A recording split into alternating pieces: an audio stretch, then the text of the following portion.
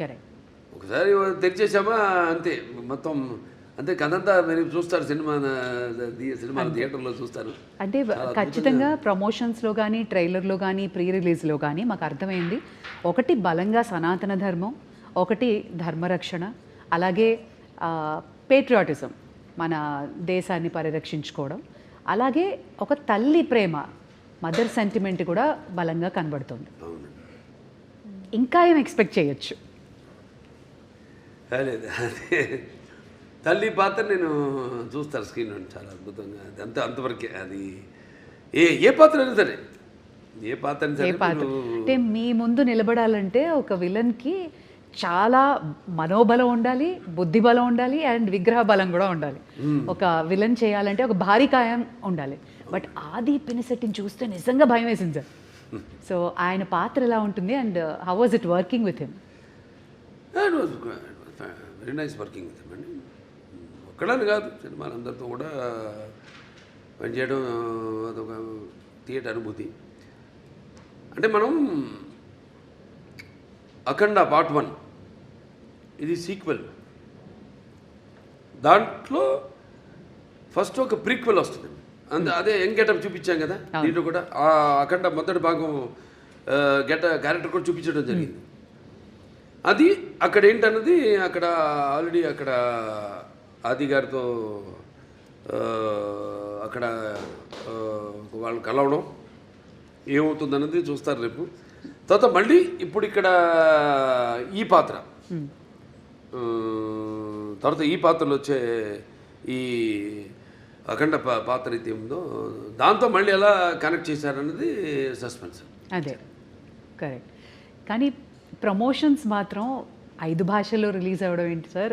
World వైడ్గా amazing promotions అంటున్నారు. అందరూ వెళ్ళేది గోవాకి. గోవా ఎయిర్పోర్ట్లో మీరే, ఫ్లైట్లలో మీరే, ఎయిర్పోర్ట్లో, రైల్వే స్టేషన్స్లో, అమెజాన్ బాక్స్లో మీరే, everywhere you are glowing and shining. ఎందుకలడు అంద లేడను సందేహము వలదు, ఎందెందు వెతికినా అందందు కలడు.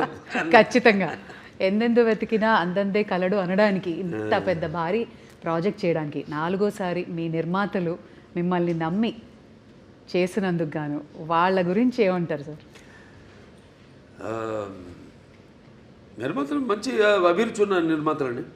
ఎప్పుడు మంచి సినిమాలు చేయాలి, ఆ సినిమా అంటే ఒక ప్యాషను, మంచి సినిమాలు చేయాలన్న ఒక మంచి టేస్ట్ ఉన్న నిర్మాతలు. ఖచ్చితంగా. And Samyuktha, you should tell us, ప్రతిసారి బాలయ్య బాబు గారితో అందరూ they'll be waiting to get a role ఆయన సినిమాలో చేయాలన్నా. సో మీకు ఎలా అనిపించింది ఒకటి, and what was the most memorable scene? మళ్ళీ దగ్గరవుతున్నారు, ఇంతవరకు ఇచ్చా కథ చెప్పకుండా లొకేషనో లేదా మాకు అలా అలా కొంచెం చెప్తే ఏదో సంతోషపడతాం. My character is related to her character. Okay. Link. Okay. That much is We'll good. connect the dots. Yes, now that much is good. That should be good. Correct. Bala sir, మీకు మోస్ట్ మెమరబుల్ సీన్ అంటే ఏంటి? ఇప్పుడు ఆ త్రిశూలం fight మాకైతే భయం వేసింది.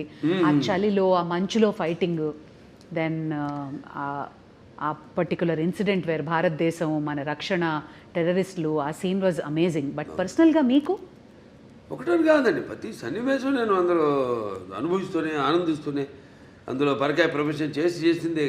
ప్రతిదీ ఒక ఫైట్ అన్న ఫైట్ కిందకి రాదు. అదొక ఫైట్ కోసం ఏదో జనం కోసం కావాలి ఫైట్లు, ఏదో 4 ఫైట్లను 5 పాటలను 6 పాటలను కాకుండా ఇప్పుడు ప్రతిదీ దానికి సందర్భానుచితంగా పోరాటాలు కానీ అవన్నీ ఉండను. సో బాగా గుర్తుండిపోయే సీన్స్, అందరికీ కంట నీరు తెప్పించే సన్నివేశం తల్లి కొడుకుల మధ్య ఒక సన్నివేశం ఉందండి. అద్భుతమైన సన్నివేశం. అసలు చూస్తారు రేపు, ఎందుకంటే ఎవరు ఊహించరు అటువంటి సన్నివేశం. ఎంతో అద్భుతంగా దాన్ని ఊహించి దాన్ని తీయడం, దానికి రూపకల్పన చేయడం జరిగింది. అంత అద్భుతంగా చిత్రించడం జరిగింది. అలాగే క్లైమాక్స్లో డైలాగులు అయితే ఏమన్నా మొన్న టీజర్లు కూడా రిలీజ్ చేసాం. అలాగే ఒకటని కాదు, ఒక సన్నివేశం కాదు, అన్నీ మన ఆది గారితో సన్నివేశాలు అయితేనేమి, లేకపోతే మా మధ్య ఉన్న నాకు సంయుక్త మేనన్ మధ్య ఉన్న చిన్నపాటి ఎంటర్టైన్మెంట్, ఒక ఎంటర్టైన్మెంట్ అయితేనేమి, ఒక హర్షాలి నా మధ్య ఉన్న ఇద్దరి మధ్య, అంటే తండ్రి పెదనాన్న, అంటే ఈ అఖండ పాత్ర ఇద్దరు కవులను, కానీ ఇద్దరితో ఉన్న సన్నివేశాలు అయితేనేమి చాలా అద్భుతం, ఎక్స్ట్రాడినరీ తీయడం జరిగింది, ఎక్స్ట్రాడినరీ ఊహించి దాన్ని ప్రజెంట్ చేయడం జరిగింది. బాల సార్, మీ అభిమానులందరికీ తెలుసు మీరు అపారమైన భక్తి, చాలా మీ నరాల్లో మీ జీవితం అంతా శివమయమే కాదు, అందరి దేవుళ్ళని ఆరాధిస్తారు. మీ జీవితంలో శివుడు ఇంపార్టెన్స్ ఏంటి? అంటే వాగ్రత సంపర్తం వాగ్రత ప్రతిపత్తే జగత్తు పితరు వందే పార్వతీ పరమేశ్వరుడు ఉంటాం. తల్లిదండ్రులు కనిపించే పార్వతీ పరమేశ్వరుల స్వరూపాలు. నా గాయత్ర పరం మంత్రం నమ్మతు పరదేవత నారే పరతస్త్రాత నానృతాత్ పాతకం పరం, అది తల్లి ప్రార్థన. తండ్రి ప్రార్థన వచ్చి అస్మాత్ పార్థివత ప్రాదురూపతన భక్తి గురుణ సంతుర్ మాంసి శాస్త్రం తస్మై సర్వజ్ఞ మూర్తి పిత్రే. అంటే సగం దేహాన్ని ఇచ్చింది ఆ తండ్రి. మంచి గురువులు దగ్గర శుశ్రూష చేసి జ్ఞానాన్ని విద్యని పొందమని, దాంట్లోనే ఒక భాగం మన సనాతన హైందవ ధర్మం. అంటే మన వాళ్ళు చాలామంది ఉన్నారు గొప్ప, మన వేదాలు మామూలు కావు. అప్పుడు ఆయన దండిబట్ల విశ్వనాథ శాస్త్రి గారు అయితేనేమి, ఆయనప్పుడు నాజీలు హిట్లర్ ఉన్న టైంలో ఆయన్ని కిడ్నాప్ చేసి జర్మనీకి తీసుకెళ్ళి, ఈరోజు కూడా జర్మనీ క్యాపిటల్ బర్లిన్లో ఈ అక్కడ ఆయన చిత్రపటం, ఇప్పటికీ ఆయన ఫోటో ఉంది అక్కడ ఎక్స్టర్నల్ అఫేర్స్ మినిస్ట్రీలో, ఇవాళకి ఆయన ఫోటో ఉంది. అంటే మన వేదాన్ని తర్జుమా చేసి ఎలా వాళ్ళు ఈ ఎలక్ట్రాన్స్ న్యూట్రాన్స్ ఇవన్నీ ఒక కంప్యూటర్ని కనిపెట్టారు, ఎలా ఇవాళ ఆ పెద్ద కంప్యూటర్కి గదికి 2 ఇంతలు ఉండేదాన్ని ఆ రోజుల్లో, దాన్ని ఎలా అలాగే న్యూక్లియర్ బాంబ్స్ ఇవన్నీ కూడా మన వేదంలో నుంచే, మన అధర్వణ వేదంలో నుంచే దాన్ని తర్జుమా చేసి వాళ్ళు కనిపెట్టింది. అలాగే ఇప్పటికీ మనం మెల్బోర్న్ కదా వెళ్తే యూనివర్సిటీ ఆఫ్ అది సర్జన్స్ ఏదో ఉంది అక్కడ శుశ్రూషుడని, అప్పుడు ఆ రోజుల్లో మరి ఆయన ఇవాటికి ఆయన స్టాచ్యూ ఉంది అక్కడ, బస్ట్, ఆయన ఒక ఋషి. అంటే మరి ఎనస్థీషియా అది లేకుండా ఎలా ఆపరేషన్ చేసేవారు ఆ రోజుల్లో. Father of rhinoplasty, Sushruta Samhita. So శుశ్రూషుడు ఇవన్నీ చాలా గొప్ప వాళ్ళు. మీ వేదాల సారాంశాన్ని వాళ్ళు సరైన సారాంశాన్ని తీసుకుని, ఓకే, అంటే అధర్వణ వేదం వరకు చెప్తున్నాను. వేరే సామవేదాలు ఉన్నాయి, యజుర్వేదాలు ఉన్నాయి, ఋగ్వేదం ఉంది, అదంతా వేరు అలా. సో అలా మన భావి తరాలకి దీన్ని ఇంకా ముందు తీసుకెళ్లాలంటే సినిమా అంత గొప్ప మాధ్యమం ఇంకోటి లేదు నాకు తెలిసి. ఎందుకంటే ఇప్పుడు నేను చెప్పాను ఇంతకుముందు, ఈ దైనందిన కార్యకలాపాల్లో పడిపోయి ఎలా మనిషి సతమతం అవుతున్నాడు, ఎలా వాళ్ళకి బరువు కాంపిటీషను, దాంట్లో అది కాకుండా వాళ్ళు ఎలా గుంజుకుపోయింది ప్రపంచం, ఆ గుంజుకుపోయిన ప్రపంచాన్ని ఎలా సరిగ్గా వాడుకోవాలి దాన్ని. ఇప్పుడు ఏ వచ్చింది, ఆర్టిఫిషియల్ ఇంటెలిజెన్స్ వచ్చింది, ఇప్పుడు ఇవన్నీ వచ్చినప్పుడు దాన్ని ఎలా వాడుకోవాలి ఏమిటి అని దాన్ని మనల్ని సరైన మార్గంలో తీసుకెళ్లే సినిమా మన అఖండ తాండవం. Okay, one thing about Boyapati Srinu గారు, ఆయన అసోసియేషన్ మా అందరికీ తెలుసు, మీరు ఎక్కువ డిస్కషన్స్ ఉండదు, బట్ మాకు తెలియని విషయం ఒకటి చెప్పండి బోయపాటి గారి గురించి. ఆయన కథ చెప్పే విధానం కానీ ఆయన ఆలోచన కానీ ఎలా ఉంటుంది? వేడిగా ఉంటుందండి. చెప్పేది కూడా నేను ఎలాగా ముందు ఆయన వచ్చి నన్ను గమనిస్తాడు. ఆయన ఇప్పుడు ఒక సినిమా అయిపోయింది మళ్ళీ చేద్దాం అనుకుంటున్నాం, ముందు రోజు ఒక పూట వచ్చి గమనిస్తాడు నన్ను ఆయన. నేను ఏదో ఒక ఆవేశంగా మాట్లాడుతుంటాను. ఎందుకంటే నాకు చాలా సినిమాలు చిన్నప్పటి నుంచి చూసిన సినిమాలు అయితేనేమి, అవి తెలుగు కావచ్చు, లేకపోతే హిందీ సినిమాలు కావచ్చు, లేకపోతే హాలీవుడ్ సినిమాలు కావచ్చు, నాకు చాలా అపారమైన అవగాహన ఉంది సినిమాల గురించి. నాకున్న వైబ్రేషన్స్, ఏదో ఆవేశంగా మాట్లాడుతుంటా, నా హావభావాలు ఆంగికం కానీ నా వాచకం కానీ ఏదో పట్టేస్తాడు ఆయన. ఆ ఆంగికము ఆ వాచకం పట్టేస్తాడు ఆయన. బాడీ లాంగ్వేజ్ బాగా తెలుసు, బాగా ఆయన తెలిసినంత ఎవరికి తెలియదు, పట్టేస్తాడు ఆయన దాన్ని. పట్టేసుకొని దాని నుంచి ఒక కథ వచ్చేస్తుంది మాకు. అంత ఈజీ మాకు కథ చేసుకోవడం అనేది. దాని గురించి ఎక్కువ డిస్కషన్స్ మళ్ళీ అంత ఉండదు. మీరు కన్విన్స్ అయిపోతారు ఆయన చెప్పిన దానికి. ఇక మొత్తం కథ చెప్పడం ఆయన నాకు అసలు ఎప్పుడు మొత్తం కథ విన్న సందర్భమే రాలా నాకు. మొత్తం కథ విన్న అసలు సందర్భమే రాలా నాకు.